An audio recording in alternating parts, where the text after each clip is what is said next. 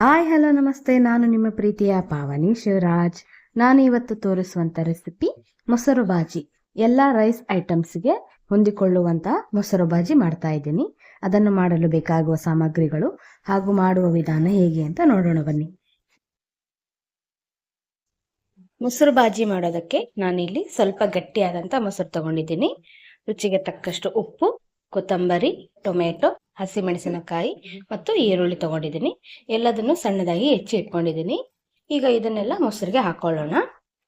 ಈ ಮೊಸರು ಬಾಜಿನ ನೀವು ನಿಮ್ಮ ಮನೇಲಿ ಟ್ರೈ ಮಾಡಿ ಹೇಗೆ ಬಂತು ಅಂತ ಕಮೆಂಟ್ ಬಾಕ್ಸಲ್ಲಿ ಕಮೆಂಟ್ ಮಾಡಿ.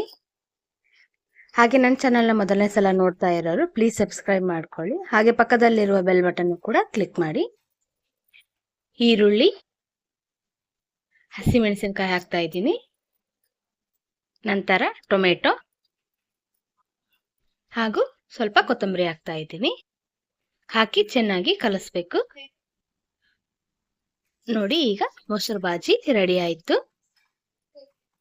ಈ ವಿಡಿಯೋ ಇಷ್ಟ ಆಯ್ತು ಅಂದ್ರೆ ಲೈಕ್ ಮಾಡಿ, ಶೇರ್ ಮಾಡಿ, ಪ್ಲೀಸ್ ಸಬ್ಸ್ಕ್ರೈಬ್ ಮಾಡಿ. ಹಾಗೆ ಪಕ್ಕದಲ್ಲಿರುವ ಬೆಲ್ ಬಟನ್ ಕೂಡ ಕ್ಲಿಕ್ ಮಾಡಿ. ನನ್ನ ಎಲ್ಲ ಹೊಸ ವಿಡಿಯೋಸ್ ನೋಟಿಫಿಕೇಶನ್ ನಿಮಗೆ ಮೊದಲು ಬರುತ್ತೆ. Thank you for watching.